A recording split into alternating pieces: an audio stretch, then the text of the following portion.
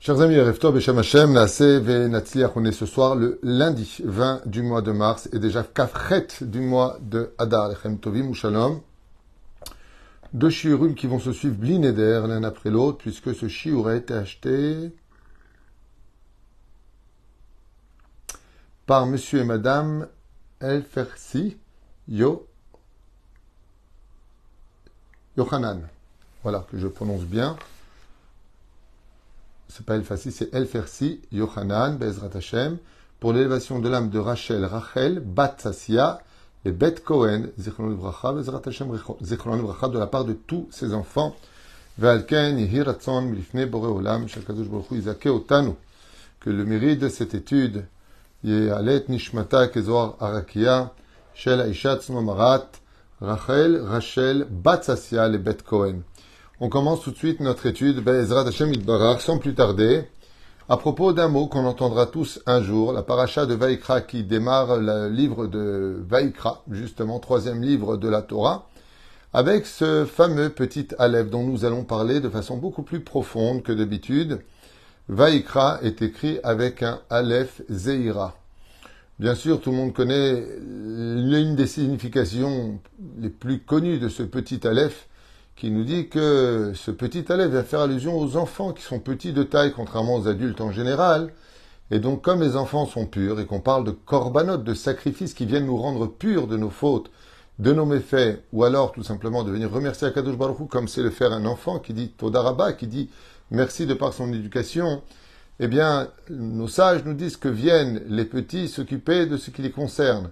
Car pour apporter un korban, il faut être quelqu'un de pur, il faut prendre sur soi la teshuva, et vivre l'innocence d'un enfant, du petit Aleph qui fait un clin d'œil au fait que nous sommes tous les enfants d'Hachem et qu'à l'image d'un enfant qui regrette ou qui veut demander pardon avec le cœur brisé en disant « je m'excuse, je n'ai pas fait exprès », de la même façon, nous avons tous le devoir de nous rapprocher du Créateur avec ce petit Aleph. Vaïkra, que les petits qui sont purs viennent s'occuper de grandes choses qui nous rendent purs comme les korbanot au sein du Bet Hamikdash.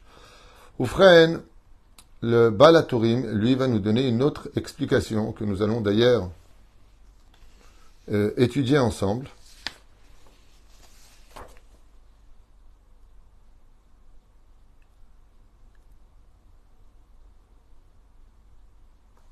Okay. On va aller par contre avec le Baal HaTurim, juste un tout petit instant en ce qui me concerne. J'avance un petit peu trop ici, voilà. Et Bidjouk. Omer Kacha. Vaïkra, avec un petit Aleph, Zeira, chez Moshe, Loratza Lichtov Ela Veaker, Kederer, chez Nemar Bebilam, car Moshe Rabbeinu, quand il a été appelé par Dieu, Akadosh Baruch Hu, il appelle, Vaïkra, il a appelé El Moshe, vers Moshe. Moshe Rabbeinu est tellement humble que quand il a dû écrire ce verset-là, que Dieu l'a appelé lui, il a dit, j'ai honte. Quoi, je vais marquer à tout le monde que Dieu m'a appelé à moi. Vaïkra El Moshe, Dieu m'appelle à moi. C'est ce que c'est d'être appelé par le roi des rois. On n'a même pas notion. Quand je vous l'ai dit un jour, on sera tous appelés devant le roi des rois. Mais Moshe Rabbeinu est tellement anave que quand Dieu il appelle, il le marque avec un petit Aleph, nous dit le Baal HaTurim. Comme c'est marqué Bebilam.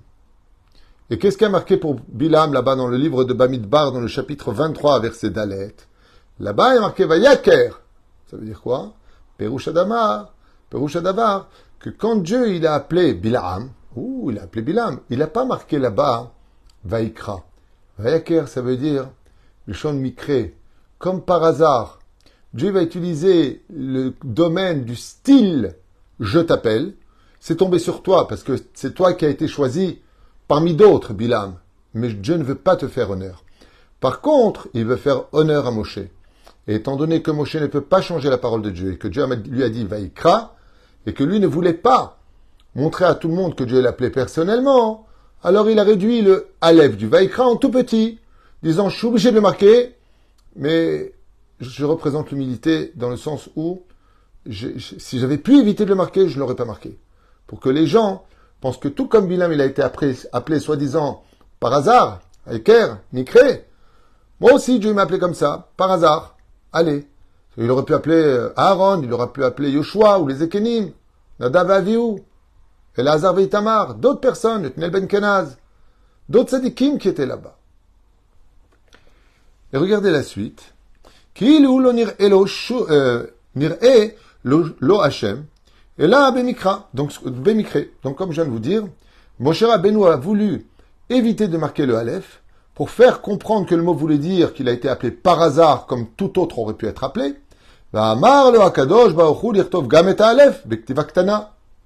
Il lui dit écoute, comme on dit, le respect d'un homme c'est sa volonté. Tu veux ne pas écrire le Aleph, moi je te dis Vaïkra.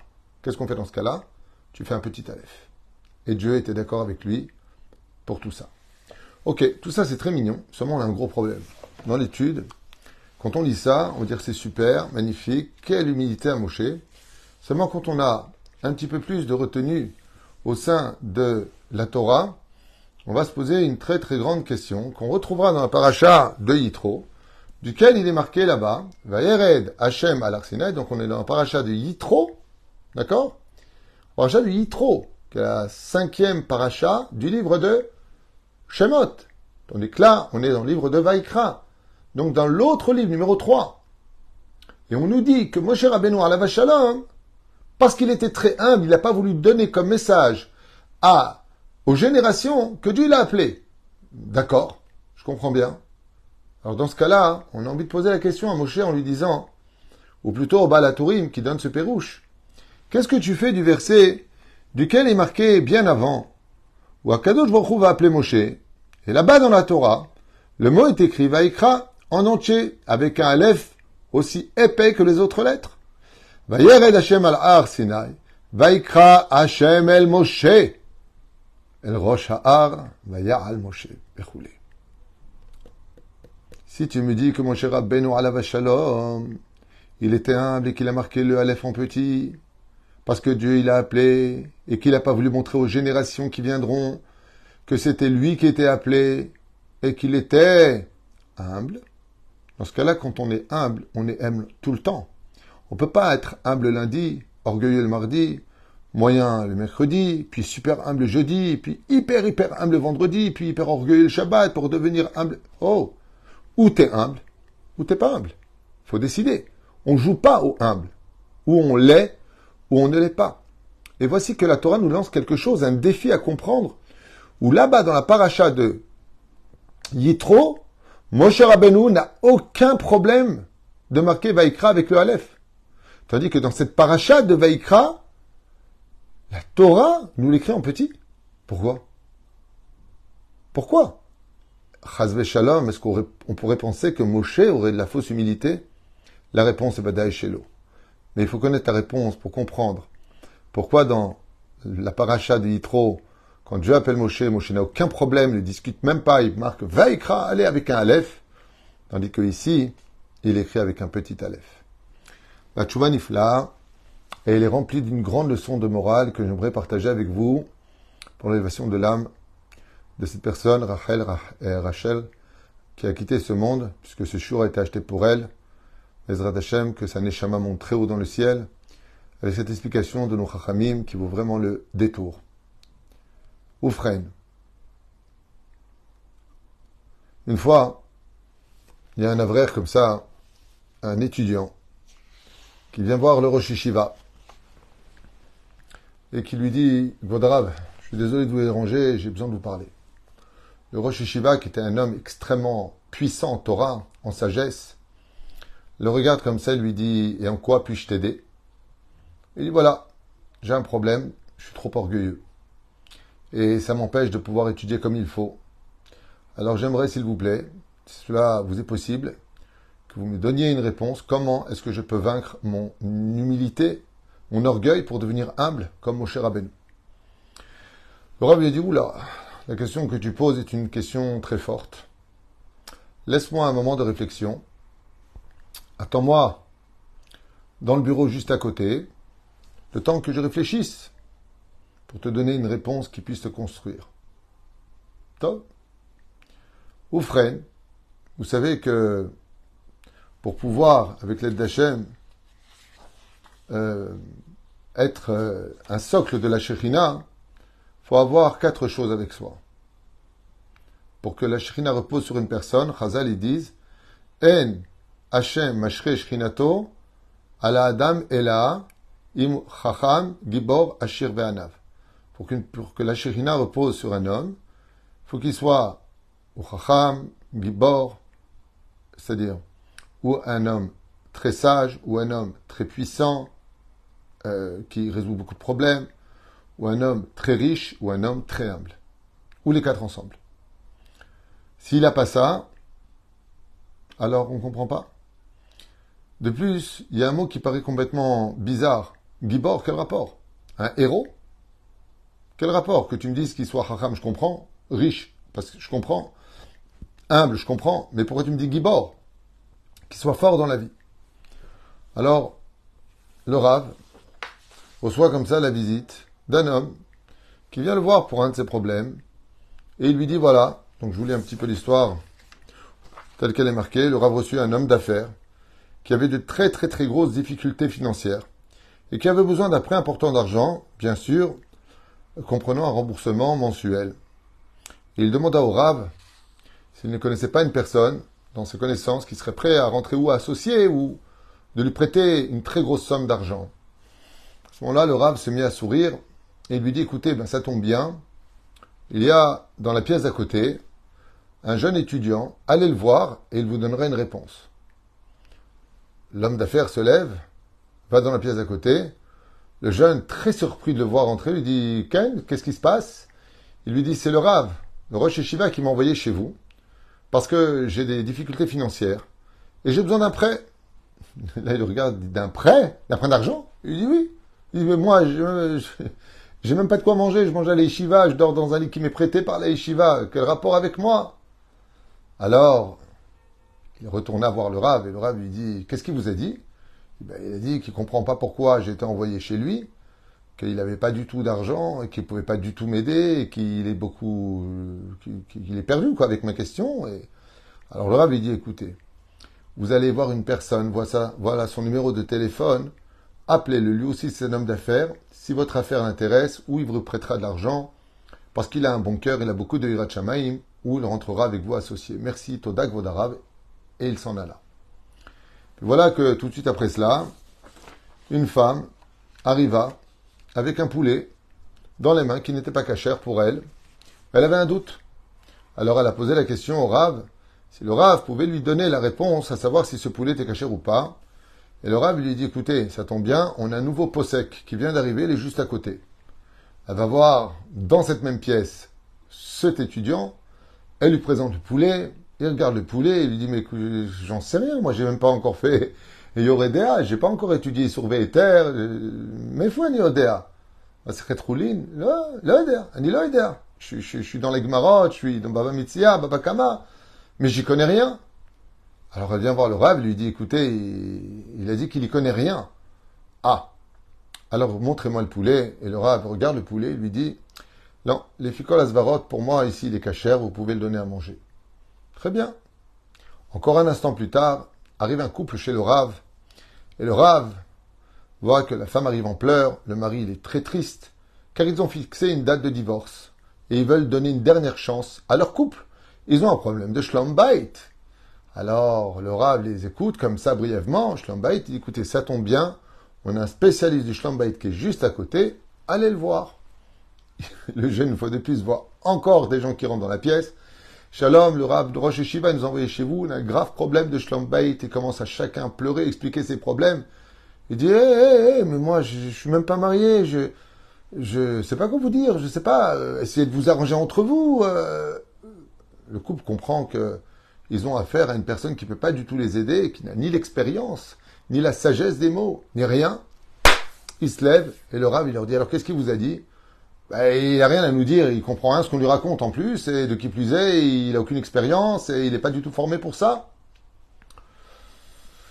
Le Rav, il les écoute, très brièvement, il voit exactement d'où vient le problème, il le règle très rapidement et le couple s'en va.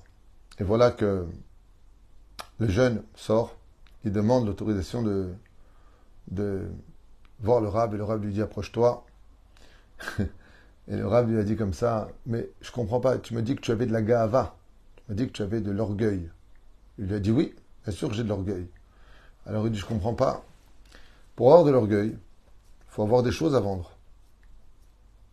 Quand on a de l'orgueil, il faut avoir des choses à vendre. Tu n'as ni argent, tu n'es pas un tamid racham, tu n'as pas été capable de prêter de l'argent, tu n'es pas riche. On avait dit qu'il y avait 4 personnes sur lesquelles la shrina reposait. C'était le riche, le gibor, vous vous rappelez, le chacham, et celui qui est humble. Il lui dit, tu as dit que tu étais orgueilleux. Pour avoir de l'orgueil, il faut savoir de quoi s'enorgueillir. Tu n'as ni argent, tu n'es pas encore chacham, tu n'es pas gibor, tu as eu peur dès que quelqu'un rentre, tu as peur, tu n'as aucune expérience de la vie. D'accord ? Donc, si tu veux être humble, c'est par rapport à quelque chose que tu possèdes. Comme tu n'as rien dans les mains, tu n'es ni orgueilleux ni humble. Ton combat n'existe pas. Il n'y a pas plus orgueilleux que de croire qu'on a de l'orgueil quand on n'a de rien, quand on n'a pas de quoi s'enorgueillir. Azalma Tamid Gaï lui a dit, va étudier la Torah, et c'est mieux pour toi. Cet élève lui dit dans ce cas-là, il faudrait comprendre quelque chose, Gvodarav. Si tout le but de ce monde, c'est d'arriver à l'humilité parce qu'on a beaucoup de choses, on a de quoi se vanter, on a réussi dans la vie, on a de l'argent, on est intelligent, on sait faire les shlom bayit, on sait prêter de l'argent, on sait aider les gens. Alors je vais te poser une question, il lui a dit. Pourquoi est-ce que Akadosh Baruch Hu, il a choisi la montagne du Sinaï? Dans ce cas-là, s'il a choisi cette montagne parce qu'elle était petite et basse par rapport aux autres montagnes, leur Tavor, leur Nevo, alors pourquoi est-ce qu'il n'a pas pris une vallée? Pourquoi est-ce qu'il n'a pas pris un Vadi? Un endroit qui est creux, qui va vers le bas. J'explique sur ça tout simplement quelque chose de magnifique. Et on reviendra à Moshe Rabbeinu alav shalom.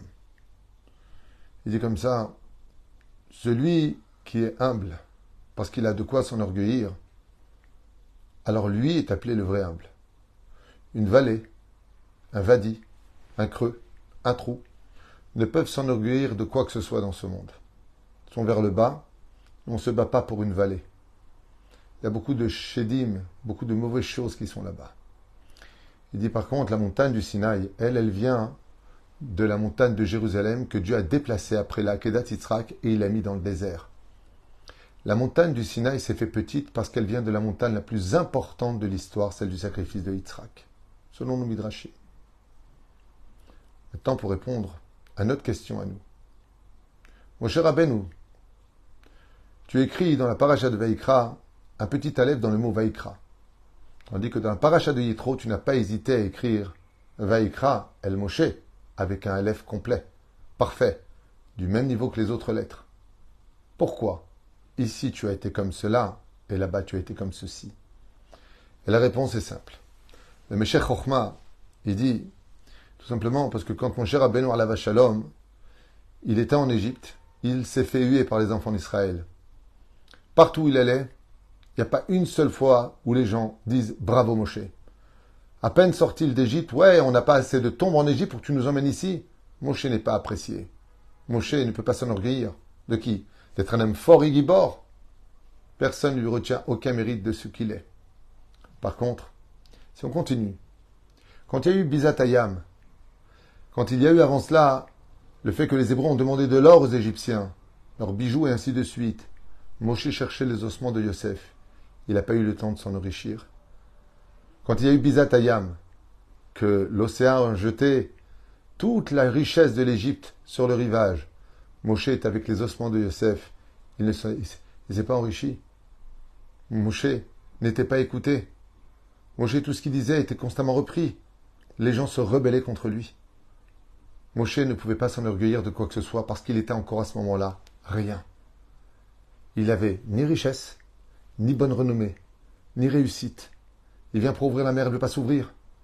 Et il est où le Gibor? Moshe était hué.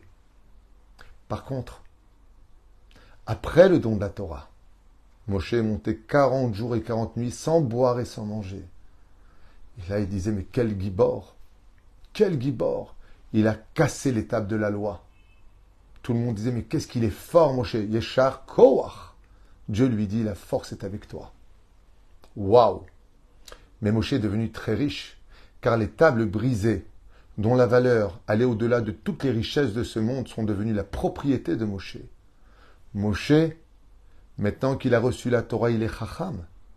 Maintenant qu'il a reçu la Torah et qu'il a cassé, il est Gibor. Il est devenu riche. Donc il peut être Anav. C'est pour cela qu'avant ces événements, quand Dieu l'appelle, Moshe fait partie des gens qui comprennent bien qu'ils n'ont rien de quoi s'enorgueillir. Et maintenant qu'il a reçu la Torah, maintenant qu'il est monté au ciel, maintenant qu'il a eu les forces lui-même de casser les tables de la loi, maintenant que lui peut expliquer la Torah à tout le monde, Torah, Siva Lanu Moshe Moracha Kilat Yaakov, il est chacham, il est riche, il est puissant, il est respecté, il a toutes les conditions. Par contre, d'être humble quand on a tout ça, on ressemble au Sinaï. Alors à partir de ce moment-là, on comprend maintenant pourquoi là-bas, le Vaïkra est complet et pourquoi dans cette paracha, le Vaïkra, est en petit. On ne peut s'enorgueillir que quand on a vraiment beaucoup de valeur. Et c'est à ce moment-là qu'on doit travailler son humilité. Et quand on regarde les textes de nos Chachamim, Sheikh Chochma et tous ceux qui les ont précédés, alors on devrait un petit peu se remettre en question avec notre façon de dire « moi » et « je ». Mais t'es qui? T'es quoi? Est-ce que t'es Chacham? Tu connais la Torah, les poskim? Tu sais ce qui est cachère de pas cachère? Tu peux prêter de l'argent à tout le monde, comme Moshe Rabbeinu l'a fait. Tu peux parler panim el panim avec Dieu. T'as un gibor qui peut soulever tous les problèmes de tout le monde, spécialisé dans les shlom bayit, spécialisé dans la vie. Miata. Almaata mitgae. T'as fini le chasse. Tu soutiens des avrechim. Tu es capable de contenir ta colère quand tu as raison. Waouh. Là, tu peux dire que tu es humble si tu as travaillé tes midotes. Mais la personne, elle est rien du tout. Personne ne le regarde. Il possède rien. Il n'a rien. Et il dit, je suis trop orgueilleux. De quoi t'es orgueilleux? Almata, mitgae. Cette leçon, on l'apprend de la Torah, de Moshe lui-même, qui lui est passé par le point zéro, où aucune des conditions prescrites n'était chez lui. Et là, quand Dieu lui a dit, Moshe, je t'appelle, il m'appelle. Moi, ça me rappelle quelque chose d'extraordinaire. Je finirai avec ça pour ce shiur. Quand j'étais directeur un jour d'un kollel à Jérusalem, les gens m'appelaient Rav Twitou. Je pensais à très très longtemps. Rav Twitou, Rav Twitou. Et moi je répondais, je suis pas encore Rav, je suis pas Rav, je suis pas Rav, je suis pas Rav, je suis pas Rav. Et là-bas se trouvait un très très grand Talmid Chacham du nom de Rav Yedidia. C'était son nom. Un homme d'une connaissance en Torah assez impressionnante.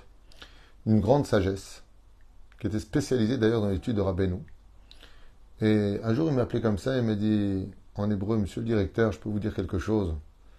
Je lui ai dit, Vadaï. Il m'a dit, vous dites à tout le monde, vous n'êtes pas Rav, vous n'êtes pas Rav. Et quand vous serez Rav, alors vous direz, vous ne m'avez pas appelé Rav? Je lui ai dit, je ne comprends pas. Il m'a dit, quand on dit à quelqu'un, je ne suis pas Rav, ne m'appelez pas Rav, ça veut dire que quelque part, quand tu seras Rav, il faudra t'appeler Rav. Alors que tu devrais rester transparent qu'on t'appelle ou pas Rav.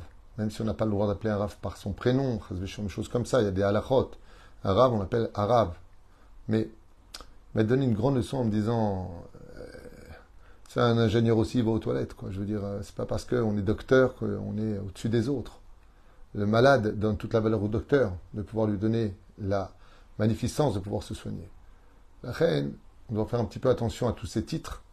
Comme il me l'avait dit, quand quelqu'un a envie de t'appeler Rav parce que tu lui as pris la Torah, laisse-le te dire Rav. Tant que tu ne te prends pas toi-même pour un Rav, que t'es ou pas ta Théouda. C'était son enseignement. Et j'ai regardé avec un grand sourire en lui disant, c'est merveilleux ce que tu viens de dire. En fin de compte, rester transparent. Il m'a dit exactement. Parce que peut-être que tu es peut-être un meilleur Rav maintenant que peut-être l'avenir. Où tu auras ta Théouda, tu seras peut-être un moins bon Rav. C'est pas ça qui fait de toi un Rav. Ce qui fait de toi un Rav, c'est que tu es ton Rav, tu es de l'Eirat Shamaim, et que tu travailles les Shem Shamaim, tu fasses grandir le nom d'Hachem. C'était ces mots. J'étais très jeune à l'époque. Et je les répète pour lui faire honneur, Bezrat Hachem, de ce bel enseignement. L'humilité se travaille avec beaucoup de finesse, mais il faut savoir aussi où la travailler, parce que si on n'a pas de quoi travailler, alors pourquoi parler d'orgueil? Kol Tov et Leitraot, à tout de suite pour un prochain shiur.